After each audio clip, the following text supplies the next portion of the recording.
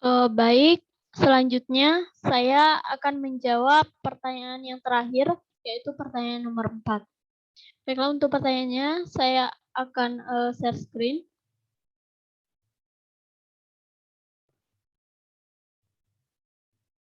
Nah, yang pertama yaitu berdasarkan tayangan tersebut, tunjukkan pada menit keberapa ataupun bila mana mungkin harap screenshot Anda menemukan kekeliruan prosedur dan jelaskan akar penyebabnya. Baiklah, untuk menjawab pertanyaan pertama ini, sebelumnya saya akan men-share videonya terlebih dahulu, di mana video ini merupakan sumber referensi saya untuk menjawab pertanyaan nomor 4 ini. Langsung saja saya akan men-share.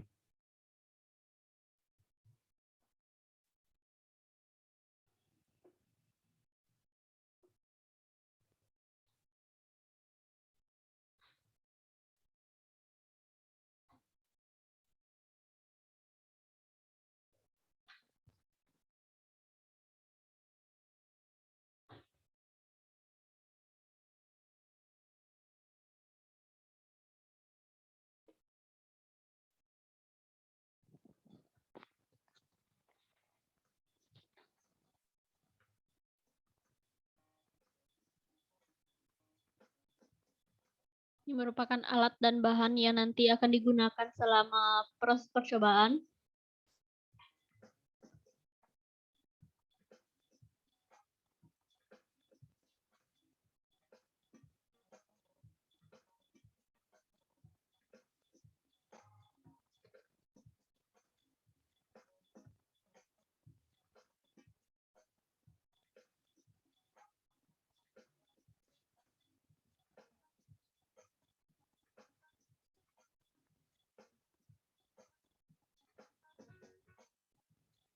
Pertama itu kita ambil dulu 5 ml HCl.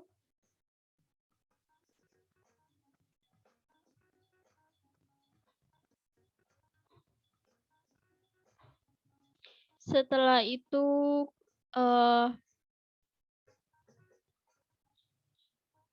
kita lakukan penyaringan pada larutan yang kita masukkan ekstrak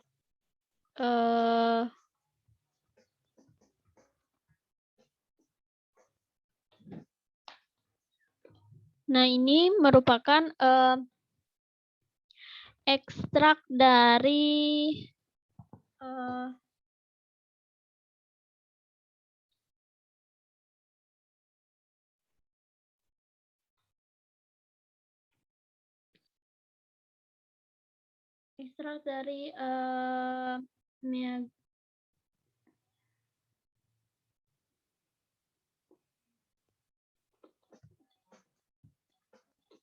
malunggay, ekstrak dari malunggay.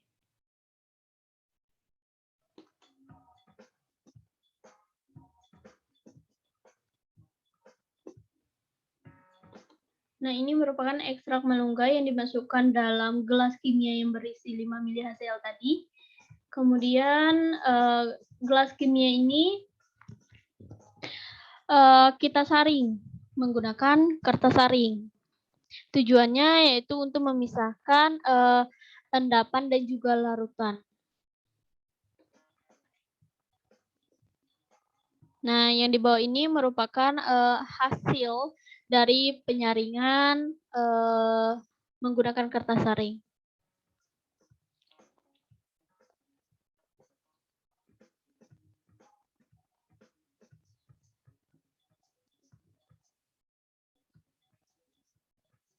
Nah, kemudian kita menggunakan 2 tabung reaksi.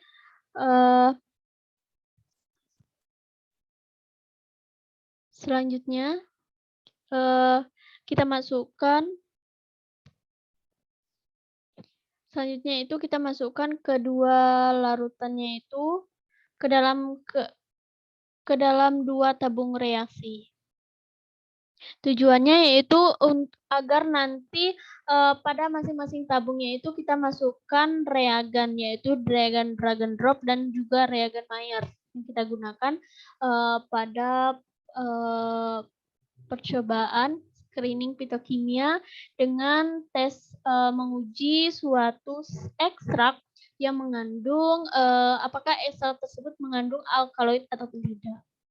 Nah, di mana kita mengetahui bahwa jika ekstrak tersebut mengandung alkaloid atau tidak, kita bisa melihat suatu perubahan, yaitu berupa perubahan warna yang terjadi setelah ditambahkannya masing-masing reagen ke dalam masing-masing larutan nanti.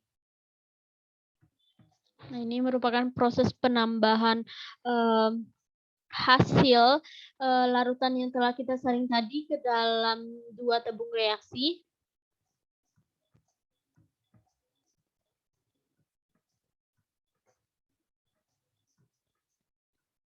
Nah, ini merupakan penambahan larutan ke dalam tabung reaksi menggunakan pipet tetes. Dilanjut pada tabung reaksi yang kedua.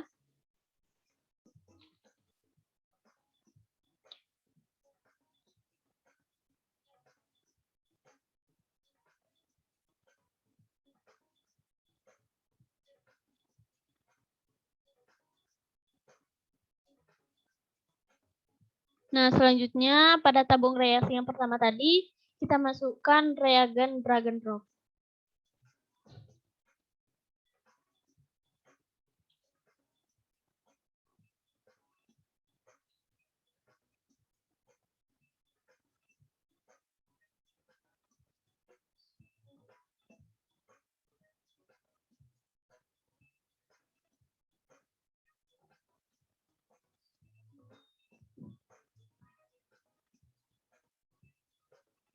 Nah, lakukan hal yang sama pada tabung reaksi yang kedua, yaitu dengan memasukkan reagen, yaitu berupa reagen Maillard.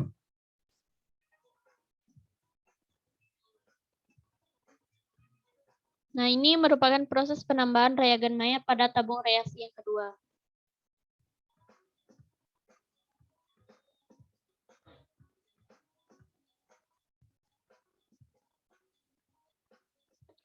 Nah, digunakannya kedua reagen ini ya bertujuan untuk mengetahui apakah mengetahui suatu ekstrak, apakah dalam ekstrak tersebut mengandung alkaloid atau tidak. Itulah tujuan dimasukkannya reagen kedua tabung reaksi tersebut. Nah, kita tunggu beberapa menit untuk melihat proses yang melihat reaksi yang terjadi ataupun perubahan yang terjadi pada tabung reaksi ini.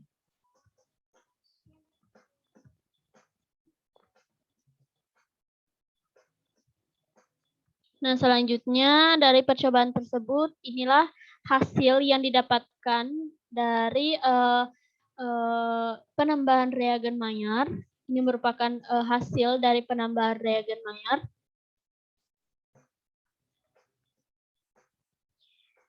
Dan yang kedua yaitu hasil dari penambahan reagen drag and drop.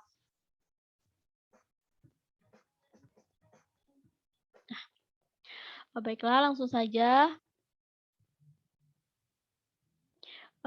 Saya akan menjawab pertanyaan nomor 4.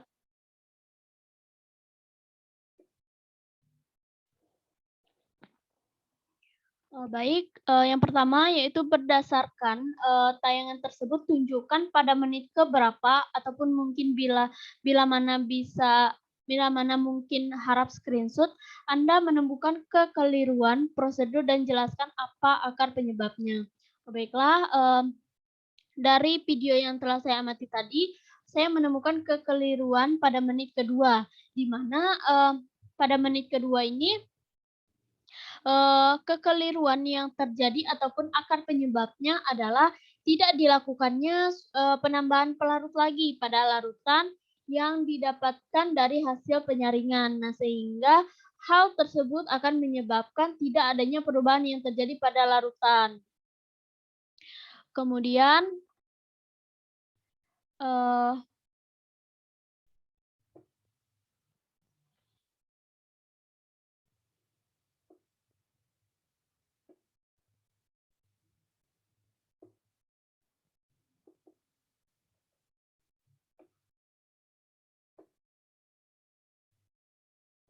Nah, kekeliruan selanjutnya yaitu pada menit kedua lewat 48 sekon,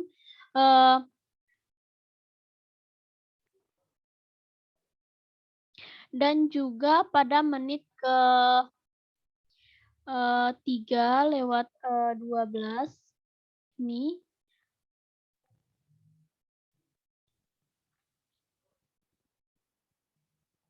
Nah, baiklah, kekeliruan yang kedua yaitu tadi pada menit kedua lewat 48 menit.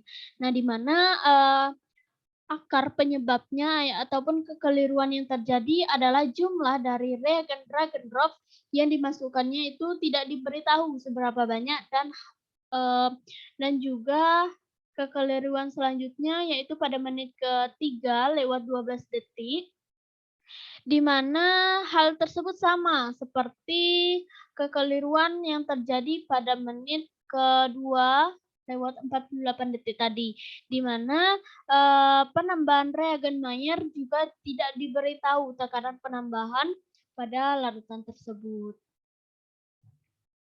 Nah, kemudian yang kedua, pertanyaan yang kedua yaitu kemukakan gagasan terbaik Anda untuk memperbaiki kekeliruan yang Anda temukan tersebut. Nah, baik.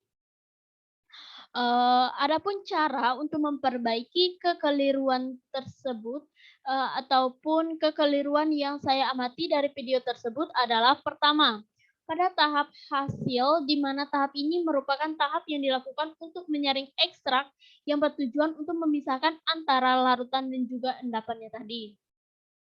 Nah, dari video tadi, di mana setelah dilakukannya penyaringan, larutan yang telah disaring kemudian langsung dimasukkan ke dalam 2 tabung reaksi.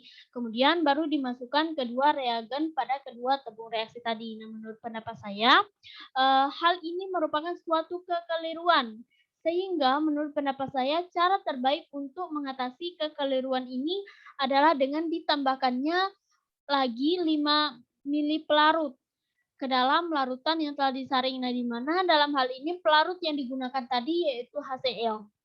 Kemudian larutan tersebut dikocok dan tunggu beberapa saat untuk melihat perubahan yang terjadi pada larutan tadi. Nah, sehingga dari proses penambahan pelarut tadi akan terbentuk 2 lapisan, yang mana lapisan inilah nanti yang akan kita pisahkan dalam 2 tabung reaksi, yang selanjutnya akan kita gunakan untuk pencampuran kedua reagen tadi.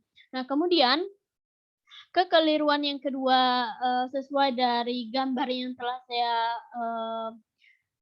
telah saya perlihatkan tadi, di mana pada penambahan reagen yang mana terlihat bahwa pada menit kedua lewat 41 detik, reagen yang dimasukkan dalam tabung tidaklah efisien dan hal ini dapat ditandai dari tidak adanya takaran yang dipakai sehingga penambahan reagen terlihat seperti sembarangan. Nah, dan juga sama halnya dengan penambahan reagen Mayer yaitu pada menit ke-3 lewat 12 detik tadi, di mana penambahannya itu terlihat juga tidak menggunakan takaran. Nah, dari kekeliruan penambahan reagen, maka adapun cara yang dapat dilakukan untuk memperbaiki hal tersebut adalah praktikan perlu memperhatikan takaran reagen yang akan dimasukkan ke dalam tabung reaksi. Nah, jika misalkan takarannya itu terlalu banyak ataupun terlalu sedikit, maka hasil yang didapatkan pun nanti tidak sempurna. Maka dari itu, jumlah penambahan reagen ataupun dapat dilihat dari kualitas dari reagen itu sendiri harus benar-benar diperhatikan oleh praktikan, karena hal inilah yang nanti akan mempengaruhi hasil praktikum yang kita dapatkan. Apakah praktikumnya itu berhasil ataupun tidak. Baiklah, mungkin cukup sekian jawaban saya mengenai pertanyaan nomor 4. Jika ada salah katanya saya mohon maaf. Saya akhiri dengan wabillahi taufiq wal hidayah. Wassalamualaikum warahmatullahi wabarakatuh.